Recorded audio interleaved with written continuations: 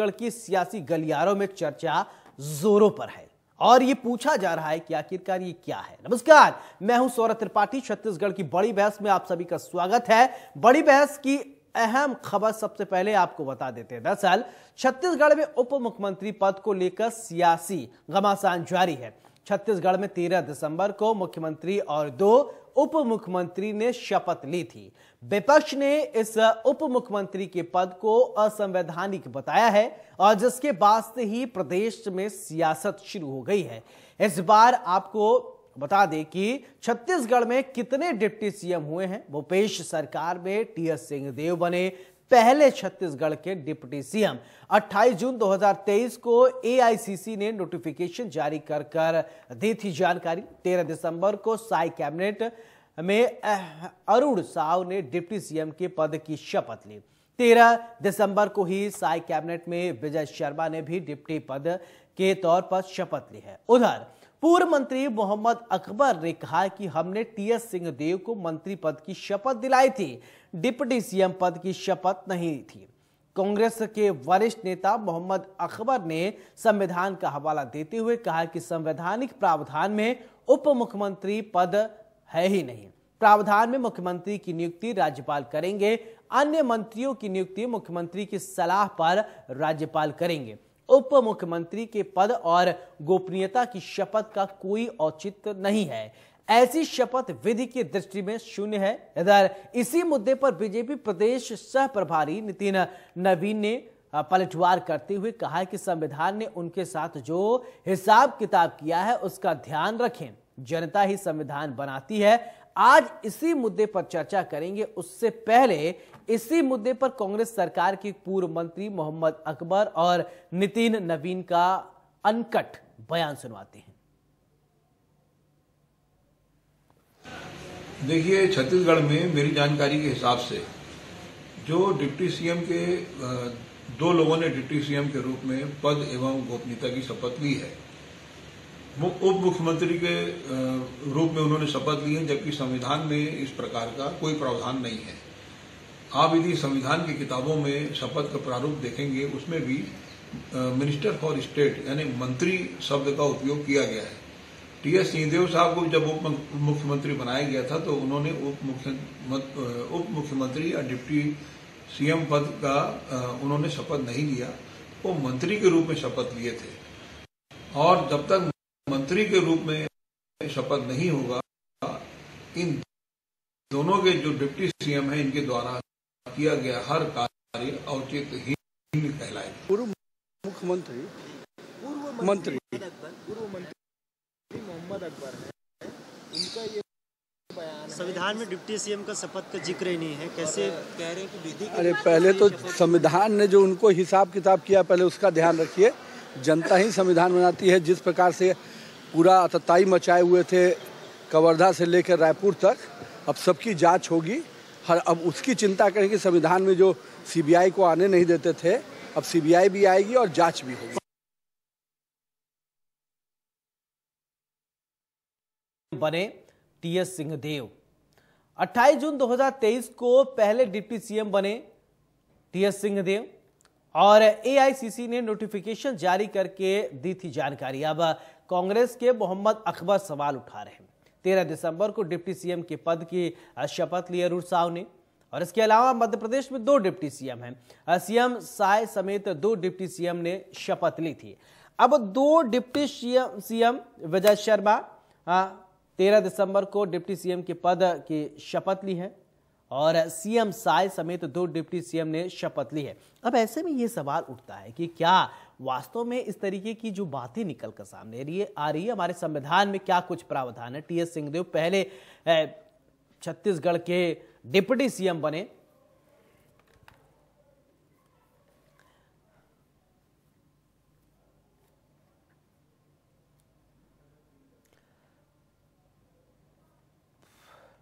तो छत्तीसगढ़ में 1 मुख्यमंत्री 2 उप मुख्यमंत्री का ये जो फार्मूला है, 2 उप मुख्यमंत्री के इस फार्मूला से कांग्रेस के मोहम्मद अकबर ने नाराजगी जताई है। उन्होंने कहा कि साहब संविधान में तो ऐसा कोई प्रावधान नहीं है, बीजेपी नए ट्रैक पर आई है। इससे पहले टीएस सिंहदेव साहब याद होंगे, पहले उप मुख्यमंत्री हैं। बहरहाल हमारे साथ मेहमान जुड़ गए हैं, सबसे पहले परिचय करवाते हैं, फिर इसके बाद चर्चा की शुरुआत।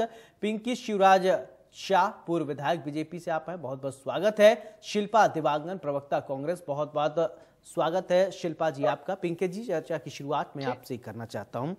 देखिए, सवाल उठ गए हैं आपके इस फार्मूला पर कि एक मुख्यमंत्री दो उप मुख्यमंत्री का जो ये प्रावधान है, मोहम्मद अकबर कह रहे हैं कि संविधान में तो ऐसी कोई प्रावधान है ही नहीं कि दो उप मुख्यमंत्री बनाया जाए। लेकिन अब बीजेपी की देखा जाए तो मध्य प्रदेश में आपने यही किया, राजस्थान में आपने यही किया और छत्तीसगढ़ में भी कमोवेश यही सब स्थिति है। तो क्या कहेंगे आप इस प्रतिक्रिया को लेकर? देखिए, पहली बात तो ये है कि जो कांग्रेस के हमारे लोग हैं, जो इनके मंत्री हैं, इनके जो पदाधिकारी हैं, आज भी इस बात को स्वीकार नहीं कर रहे हैं कि छत्तीसगढ़ की जनता ने इनको जो जनादेश दिया है विपक्ष में रहने का, जिस तरह से उनका 5 साल का रवैया था, इन 5 साल के रवैये को देख करके जो अपने घोषणा पत्र को उन्होंने पूरा नहीं किया, जो जिस प्रकार से भ्रष्टाचार को उन्होंने बढ़ावा दिया, जिस प्रकार से घोटालों के ऊपर घोटाले होते गए, किए गए वादों को पूरा नहीं किया, इन सबसे नाराज होकर के जनता ने भारतीय जनता पार्टी के पक्ष में मतदान किया और आज पूर्ण बहुमत के साथ में हम सरकार में आए हैं। और आज जब हम अपने मंत्रिमंडल का गठन कर रहे हैं, हम अपने चुने हुए लोगों को जब काम करने की जवाबदारी दे रहे हैं, तब इनको पेट में दर्द हो रहा है। ये तो खुद स्वयं इन्होंने काम किया नहीं है। अब आगे काम करने के लिए भारतीय जनता पार्टी जब तैयारी कर रही है तो इनको तकलीफ हो रही है। ये फिर से वही कहावत हुई कि खिसियाई बिल्ली खंबा नोचे। अब इनके पास में कुछ काम है नहीं और कुछ बात कहने को है नहीं, तो बस आरोप प्रत्यारोप का एक दौर चला रहे हैं। आप कहते हैं आज मुख्यमंत्री संवैधानिक पद नहीं है, तो मैं सौरभ जी आपके माध्यम से पूछना चाहती हूँ कि उप मुख्यमंत्री का पद छत्तीसगढ़ में पहले किसने किया? ये हमारी परंपरा नहीं है। कांग्रेस की जब सरकार थी, कांग्रेस के समय से ही ये परंपरा उनकी चलती आई है। आपको याद होगा जब संयुक्त मध्य प्रदेश था, उस समय दिग्विजय सिंह जी जब मुख्यमंत्री थे, हमारे कांकेर के जो प्यारेलाल कंवर जी हैं, उनको इन्होंने उप मुख्यमंत्री बनाया था। और दूसरी बार हम 15 साल सरकार में थे, छत्तीसगढ़ अलग होने के बाद हम 15 साल सरकार में थे, हमने कभी उप मुख्यमंत्री का पद क्रिएट नहीं किया या उप मुख्यमंत्री हमने बनाया ही नहीं। लेकिन जब पहली बार इनकी सरकार आई, आनंद फानन में अपने लोगों को संतुष्ट करने के लिए इन्होंने उप मुख्यमंत्री 3 महीने 6 महीने के लिए टीएस सिंहदेव जी को बनाया। ये वही मोहम्मद अकबर जी है जो कहते हैं, आपको याद होगा 2018 के पूर्व जब सरकार थी तो ये कोर्ट में गए थे कि संसदीय सचिव का पद वैधानिक पद नहीं है। और जब इनकी सरकार आती तो उन्होंने कितने सारे संसदीय सचिव बनाए हैं। सौरभ जी, मैं आपके माध्यम से कहना चाहती हूँ, इनकी जो प्रवक्ता है वो भी जवाब दो।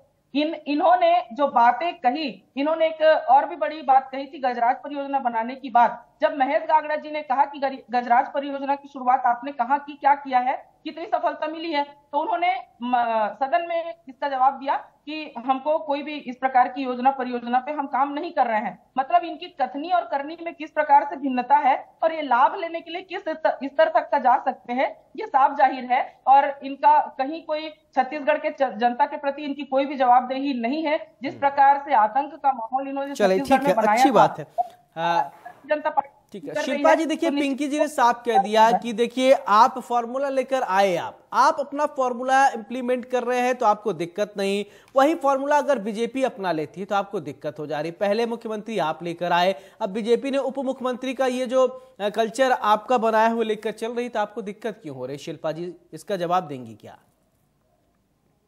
जी नमस्कार। देखिए, ये इस बात का उत्तर तो नहीं दे पा रहे हैं कि उप मुख्यमंत्री जो है एक संवैधानिक पद नहीं है, उसके बाद भी उनकी गोपनीयता की शपथ राज्यपाल द्वारा कैसे लिया। तो ये इस बात को मानने में तैयार ही नहीं हो रहे हैं। हमारे टीएस सिंहदेव जी को जरूर उप मुख्यमंत्री पद पर लाया गया था, परंतु उन्होंने सिर्फ मंत्री पद की शपथ ली थी। इस बात की जानकारी होना चाहिए, नहीं तो मेरी बहन जानकारी दुरुस्त कर ले कि मंत्रिमंडल जो है 13 लोगों का होता है और मंत्रिमंडल में मुख्य चेहरा होता है मुख्यमंत्री जी का, और मुख्यमंत्री जी के हिसाब से मंत्रियों का विभाग अलग अलग बांटा जाता है। कथनी करनी में अंतर की बात की मेरी बहन, इन्होंने तो कहा था जैसे ही भारतीय जनता पार्टी की सरकार आएगी हम 48 घंटे के अंदर जो है चेहरा डिसाइड कर लेंगे, चाहे विभागों का हो, मंत्रियों का हो, मुख्यमंत्री का हो। आज मुख्यमंत्री के चेहरे पर इन्होंने इतना समय लगा दिया था और अभी 25 दिन हो रहे हैं, 25 दिन बाद भी मंत्रियों के विभाग का बंटवारा इन्होंने नहीं किया है। कुल मिला के पूरे समीकरण से हमको समझ में आता है कि इनके आपसी जो अंतरकलह है, अंतर्द्वंद है, वो किस तरीके से, और इसीलिए ये जो उप मुख्यमंत्री वाला जो फॉर्मूला है इन्होंने दो नेताओं को दिया है, तो इससे समीकरण समझ में आता है कि आज किस तरीके से अंतरकलह से जूझ रहे हैं। पिंकी जी जवाब देंगे क्या कि अब ये तो एक और आरोप लग गया बीजेपी पर कि बीजेपी अंतर कलह से जूझ रही है, मंत्रियों के विभागों का बंटवारा नहीं हुआ, 25 दिन हो गए शपथ लिए, ये कंचन है शिल्पा जी का, इसका जवाब दीजिए। नहीं देखिए, मैंने पहले ही कहा कि खिसियाए बिल्ली खंबा नोचे, और जिस तरह से यहाँ अभी वर्तमान विधानसभा चुनाव में छत्तीसगढ़ की जनता ने इनको बुरी तरह से नकारा है, कहीं ना कहीं इनके नेता, कांग्रेस के नेता फ्रस्ट्रेशन ही एक तरह से निकाल रहे हैं। आपको जानकारी होगा कि जैसे ही मुख्यमंत्री पद की शपथ हुई 13 तारीख को, 14 तारीख से ही हम अपने घोषणा पत्रों पर काम करना हमने शुरू किया। हमने जो 18 लाख आवासों की बात की थी, उन 18 लाख आवासों को बनाने के लिए प्रावधान कैबिनेट में हमने फैसला लिया। उसी तरह से हमने पिछले 2 वर्षों के बोनस, जो बकाया बोनस की बात हमने कही थी, उस बोनस को भी हमने 25 दिसंबर को सुशासन दिवस के दिन में हमने जारी किया है। और भी हमारी जो महत्वपूर्ण घोषणा थी महतारी वंदन योजना, इसके लिए भी हमने प्रावधान किया है। और धीरे धीरे सारे काम निश्चित तौर पर होंगे। और ये आप लोगों का कहना गलत है, ये केवल एक अच्छी व्यवस्था हम लोगों को दे सकें, इसके लिए हमारा प्रयास है कि छत्तीसगढ़ की जनता में विश्वास, ये बात तो ठीक है, इस और सबका साथ सबका विकास और सबका विश्वास की भावना लेकर के। देखिए पिंकी जी, आप विधायक भी रही हैं, आप पूर्व विधायक हैं, तो आप इस चीज को बहुत अच्छी तरीके से समझ सकती हैं, सिस्टम की आप पार्ट रहे। मैं ये समझना चाहता हूं, जब ये आरोप लगाए जा रहे हैं कि संविधान में ये कहीं प्रावधान है नहीं कि 2 डिप्टी सीएम को शपथ दिलाया जाए, तो कैसे शपथ दिलाएगा, जब जैसा कि इस समय आरोप लग रहे हैं, तो इसको थोड़ा बताइए। अभी तक तो मुख्यमंत्रियों को शपथ दिलाने की परिपाटी चली आई है, और ये जो नया कल्चर है इसको थोड़ा अगर आप स्पष्ट कर देंगे, सिर्फ छत्तीसगढ़ की ये समस्या नहीं है, अन्य राज्यों में भी हो सकता है आपको लोग देख रहे हो, समझ रहे हो, तो उसको थोड़ा समझाइए, क्योंकि आप तो अपूर्व विधायक रही हैं, आप सिस्टम के पार्ट रही हैं, तो आप बेहतर समझा सकती हैं। देखिए, मैंने पहले ही आपको कहा है कि कांग्रेस संविधान को तो कभी मानती नहीं है, मतलब कांग्रेसी जो कर दे वो सही है। और मैंने पहले ही कहा कि उप मुख्यमंत्री का पद हमने छत्तीसगढ़ में कभी नहीं दिया। शुरुआत अगर किसी ने नहीं, ये संवैधानिक है या नहीं, ये बता दीजिए, संवैधानिक है या नहीं? देखिए, मंत्री पद का शपथ होता है, निश्चित तौर पर मंत्री के रूप में शपथ लेता है, और उसको एक उप मुख्यमंत्री के रूप में पहचान मिलती है, और एक उप मुख्यमंत्री ये संवैधानिक पद है कि नहीं, बस इसको ये क्लियर कर दिए। ठीक है, हम गोल गोल बातें कर, 1 सेंटेंस के है तो है, नहीं है तो नहीं है। पद और गोपनीयता की जो शपथ लेगा, निश्चित तौर पर संविधान का ही अनुपालन वो करेगा और संविधान को मानकर ही काम करेगा, ऐसा मेरा कहना है। और अगर पद और गोपनीयता की शपथ हम लेते हैं निश्चित तौर पर, तो एक संविधान के तहत ही हमको काम करना है। और देखिए, आप अपनी बात करिए। देखिए पिंकी जी, आप बोल रही थी, मैं आपको सुनता हूं तो आप बहुत कॉन्फिडेंस के साथ बोलती है, आपका आत्मविश्वास मैं बहुत अच्छी तरीके से समझता हूं, लेकिन आज पिंकी जी वो स्पार्क नहीं है इस सवाल का जवाब देते हुए कि संवैधानिक पद है या नहीं, क्योंकि हमेशा हम जुड़ते रहते हैं। बहरहाल शिल्पा जी मुस्कुरा रही हैं, बोलिए। नहीं, देखिए, संवैधानिक पद नहीं, मैं उस पर नहीं जाना चाहती, लेकिन पद की शुरुआत किसने की है उसको भी पूछो ना। कांग्रेस, आज अगर कांग्रेस के इनके नए जो प्रभारी आए हुए हैं, वो भी उप मुख्यमंत्री के रूप में, उन्होंने राजस्थान में काम किया है, तो उप मुख्यमंत्री का पद किसने क्रिएट किया है? टीएस सिंहदेव साहब को क्या शपथ दिलाई गई थी? खुद भी कर ले, इनके लिए हर चीज की छूट है।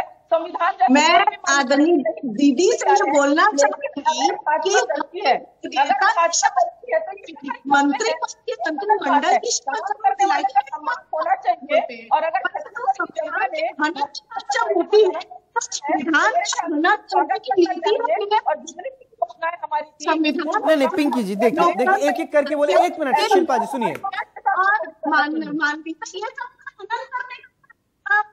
भारतीय जनता पार्टी का विशेष करते हैं छत्तीसगढ़ में किस तरीके से संवैधानिक एजेंसियां टीम बी के रूप में, भारतीय जनता पार्टी की टीम बी के रूप में इन झूठ और जुमलेबाजी के से जनता को लोभ वादे करके, संविधान का हनन करके किस तरीके से ये सत्ता पर बैठ गए। हमें अपना जो है, हम हार विपक्ष की भूमिका हम स्वीकार करते हैं। जनहित के मुद्दे में कल भी खड़े थे और जनहित के मुद्दे में आज भी खड़े हैं, क्योंकि कांग्रेस की नीति, नियत और विचारधारा इस प्रकार होती है कि जनता की समस्याओं को मुखरता से कांग्रेस बोलती है। कांग्रेस हर कार्यकर्ता इसके लिए प्रतिबद्ध होता है, तो जनहित के मुद्दे में कांग्रेस प्रकट होती है। आप बात कर रहे थे पीएम आवास की। अनुपूरक बजट में मैं पूछना चाहूंगी पिंकी जी से कि 18 लाख आवास का आप लोगों ने वादा किया था, परंतु बजट, यदि 3 किस्त में भी आप बजट देंगे 40 लाख करोड़ का बजट आपने 3000 करोड़ का बजट। तो भैया मुझे ये बता दीजिए, 3900 करोड़ के बजट में 5 लाख बजट भी नहीं बना पाएंगे। आप पेश के आपकी नीति नहीं जाती है। आपने कहा था 1000 रुपए महिलाओं को, 1 करोड़ 4 लाख महिलाएं हैं छत्तीसगढ़ प्रदेश में, 24 लाख समझ जाइए अनमैरिड है, तो 80 लाख को तो देंगे ना। ऐसे 4 महीनों में आपको 3200 करोड़ का हिसाब आता है, 3200 करोड़ रुपए का हिसाब आता है। आपने बजट में लाया 1200 करोड़। किस प्रकार से व्यवस्था बना रहे हैं जनता यह है कि आप बजट हो गई है। शिल्पा जी, दूसरों के ऊपर आरोप लगाना आसान होता है। अभी आपको सरकार से गए 1 महीने नहीं हुए हैं, अभी हमारी सरकार को बजट 10 दिन नहीं हुए हैं, और आप आज बात कर रही हूँ 18 लाख आवासों की। ज्यादा अच्छा होता अगर 18 लाख आवास की चिंता आप कर लेते ना, तो इतनी जो दुर्गति कांग्रेस की हुई है ना, मेरे ख्याल से इतनी दुर्गति नहीं होती आपकी, समझ गए। जुमलेबाजी करके जरूर ज्यादा अच्छा होता। और अभी आपके कहना चाहती हूँ कि हमने अनुपूरक बजट में इन सब कामों के लिए प्रावधान किया है, और निश्चित तौर पर भारतीय जनता पार्टी तो कहती है, वो करती है, और हमने मोदी की गारंटी करते हुए हमने मोदी की गारंटी लेकर के चुनाव लड़ा है, और मोदी है तो मुमकिन है, मोदी के ऊपर भरोसा है हमको। सारे संसाधन जो कि छत्तीसगढ़ की जमीन में है, उनको बेचने का काम उनके निजीकरण, जनहित के मुद्दे पर। चलिए ठीक है, आपकी बात आ गई, ठीक है। अब ठीक है, एक एक करके बोलेंगे, ठीक है पिंकी जी, एक एक करके, ठीक है। शिल्पा जी, योजना आपके, अच्छा ठीक है, आपने ये क्या दिया, चौथी किस्त और युवा वर्ग के लिए जो छत्तीसगढ़ सरकार, छत्तीसगढ़ की कांग्रेस तो युवा की योजना लाई थी, उसको बंद करने की घोषणा करते, जनहित के मुद्दे की कोशिश करते हैं। किसानों की आय दुगनी करने के वादे से आप केंद्र में सरकार, सत्ता सरकार में बैठे थे, आज तक किसानों की आय दुगनी नहीं हुई है। महंगाई बेलगाम हो गई है, शिखर पर महंगाई है।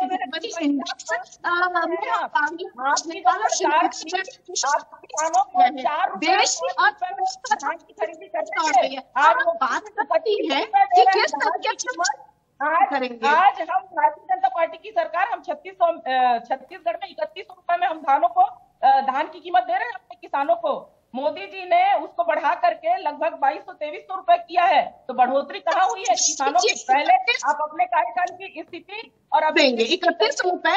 अभी धान खरीदी का सीजन चल रहा है, आपने तो कहा था सरकार एक मुश्त पैसे जो है किसानों को देंगे, वो एक मुश्त के लिए भुगतान केंद्र बनाएंगे ना, तो भुगतान केंद्र का बताएंगे तो पैसों का बता दीजिए सिर्फ मुझे। चले ठीक है, ये आरोप प्रत्यारोप की बात है, ठीक है। ओके पिंकी जी, एक सवाल, ठीक, ओके ठीक है शिल्पा जी, बातें ठीक है, ओके। कोई भी किसान होगा, आपके खाते को चेक करवाइए, आप पैसा आया है कि नहीं आया है। आप मीडिया में बैठ करके जो मुख्यमंत्री शर्मा जी जनता के बीच जाते हैं ऊपर, छत्तीसगढ़ के किसान भी हंस रहे होंगे आपके ऊपर। चुनाव जीतने के बाद